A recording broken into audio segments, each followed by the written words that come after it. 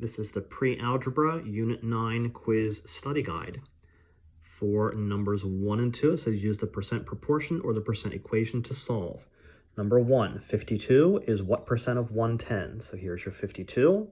Is means equals, what percent, WP, of means times, 110. So this is a simple division problem. So you're going to divide 52 by 110, 52 divided by 110 because that goes over to the left-hand side by division. You get 0.47, but don't forget, they're asking for a percent. This is a decimal answer. You need to move it 2 spaces to become 47%. Moving to number 2, 28 turns to equals. 90% becomes 0.9. Again, 2 spaces to the left when you're going decimal to percent, or I'm sorry, percent to decimal. Percent to decimal is 2 to the left. Decimal to percent is 2 to the right. So 0.9 of is times what number I just called x. Simple division step, 28 divided by 0.9 is 31. If you want to check your answers, plug them back in. 0.9 times 31, you should get 28. And back over here, if you do 0.47 times 110, you'll get 52. Number 3, Lori had a dinner at a restaurant and now wants to leave a 20% tip of her $18.25 bill as a tip. How much should she leave? So 20%, 2 spaces left, becomes 0.2 times $18.25. She's going to leave a $3.65 tip. Very simple multiplication problem. Just change percent to decimal.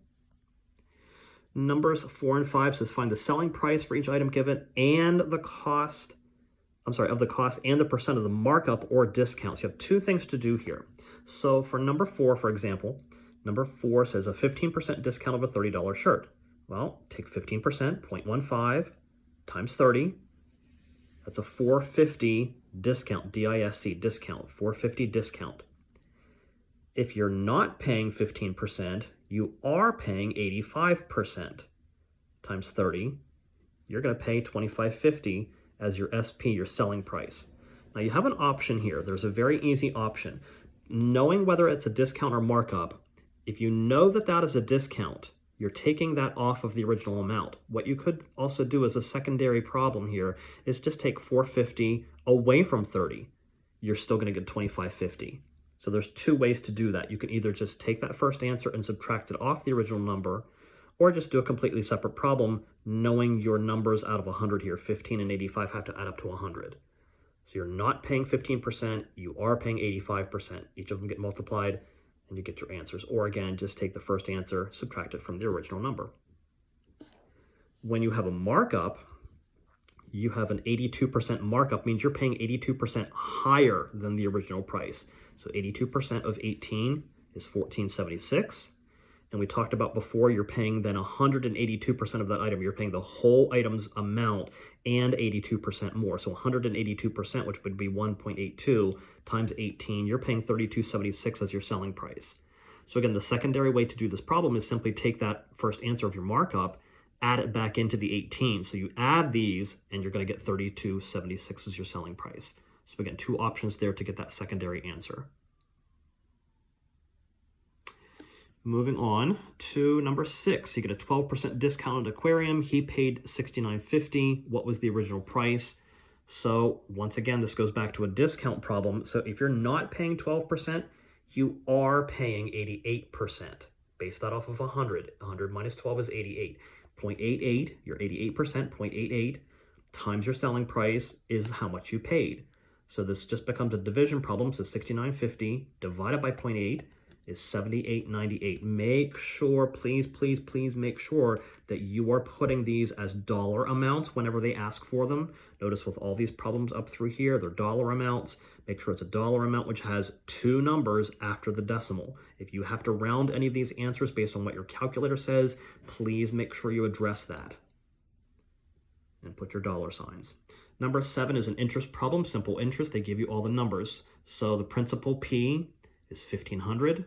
The rate R is 0.055. This is a decimal. It's technically a decimal. Technically a percentage. You have to move it to become a decimal. So 2 spaces to the left yet. Percent to decimals, 2 spaces to the left, 0.055.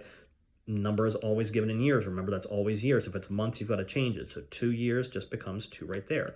So the principal, the rate, and the time all get multiplied together, total of $165. Again, make sure that that is a dollar amount. If it's 165 in your calculator, throw a decimal down and put 2 zeros after it. Put a dollar sign in front of it.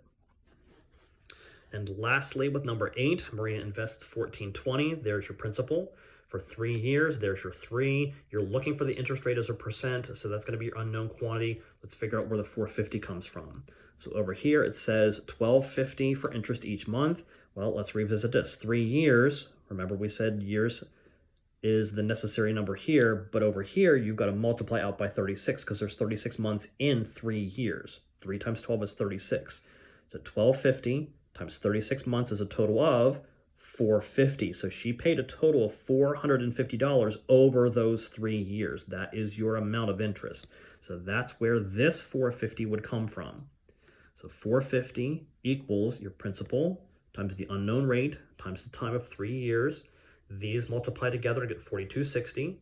And all I did was I divided $450 divided by $42.60. You get 0.11. But it says as a percent. That's not a percent. That does it as a decimal. Move it 2 spaces to the right, 11%. Good luck on your quiz.